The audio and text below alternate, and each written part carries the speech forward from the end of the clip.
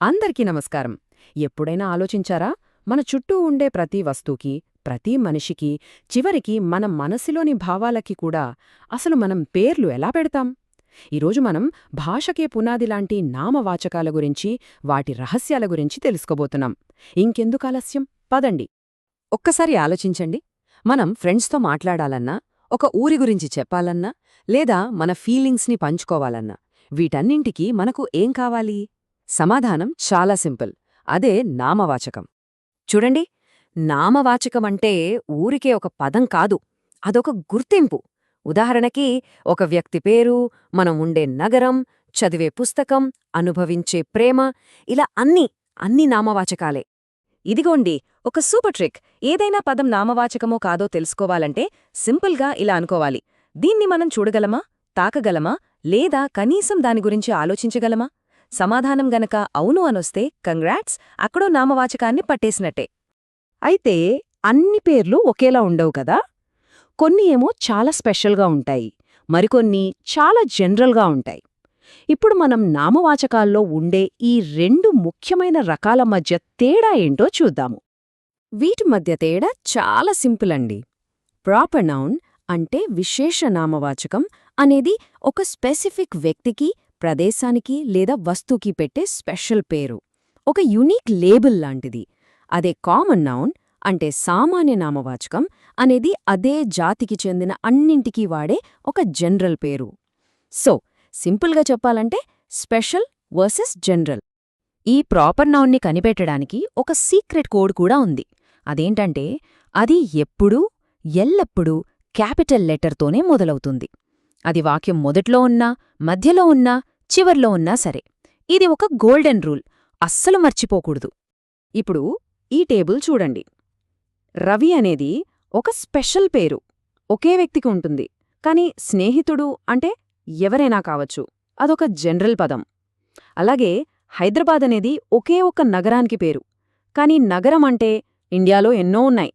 చూసారా, ఈ ఉదాహరణలతో తేడా ఎంత క్లియర్గా అర్థమవుతుందో?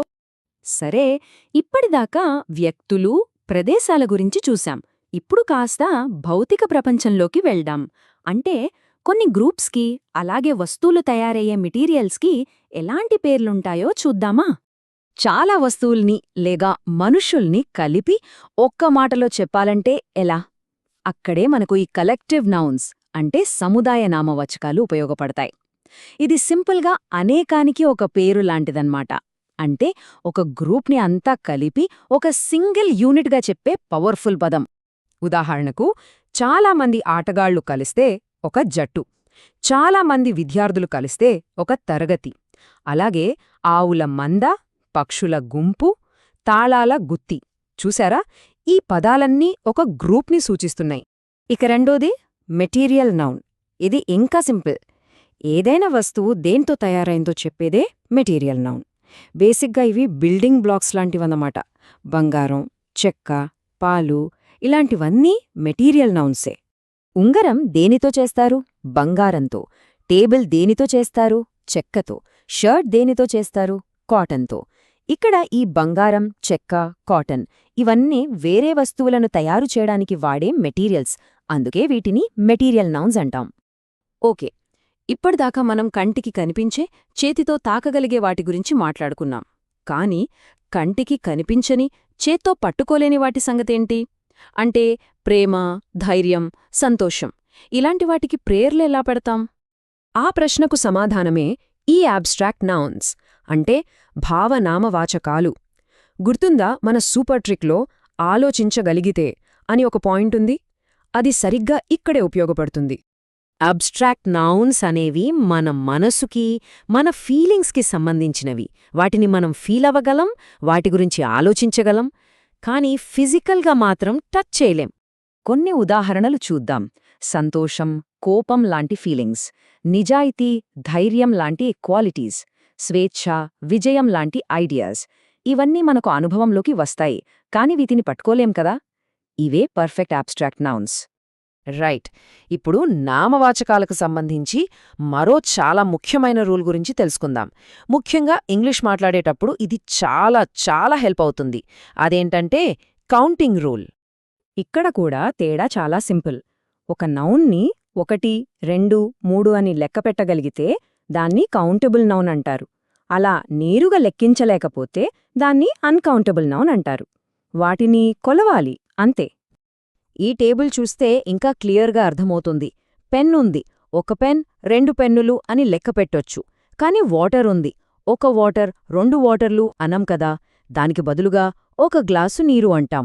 అలాగే యాపిల్స్ లెక్కపెట్టొచ్చు, కాని రైస్ని లెక్కించలేం, 1 గిన్నె బియ్యం అంటాం.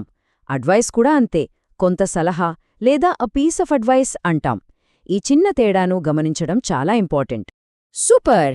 మనం ఇప్పటిదాకా చాలా విషయాలు తెలుసుకున్నాం. ఇప్పుడు వాటన్నింటినీ కలిపి చూద్దాం. మన నామవాచక సూపర్ పవర్ని ఎలా వాడాలో ఫైనల్గా ఒకసారి రివైజ్ చేసుకుందాం. ఏదైనా నామవాచకం కనిపించినప్పుడు ఈ 3 విషయాలు చెక్ చెయ్యాలి. 1, అది స్పెషల్ పేరా లేక జనరల్ పేరా, అంటే ప్రాపరా కామనా. 2, దాన్ని తాకగలమా లేక కేవలం ఆలోచించగలమా. 3, దాన్ని నేరుగా లెక్కించగలమా లేదా. ఈ 3 స్టెప్స్ నామవాచకాలను అర్థం చేసుకోవడానికి ఒక మాస్టర్ కీ లాంటివి. అంటే ఇప్పుడు మన ప్రపంచంలో ఉన్న ప్రతిదానికి పేరు పెట్టడానికి కావలసిన టూల్స్ మన దగ్గర ఉన్నాయి. ఇది భాషలో మనందరి సూపర్ పవర్. సరే, ఈ సెషన్ ముగించే ముందు ఒక చిన్న ఛాలెంజ్. ఇప్పుడే ఈ క్షణంలో చుట్టూ చూడండి. ఎన్ని నామవాచకాలు కనిపిస్తున్నాయి. వాటిని గుర్తించి మనమిప్పుడు నేర్చుకున్న రూల్స్ని అప్లై చేసి చూడండి. మన నామవాచక ప్రయాణం ఇప్పుడే మొదలైంది.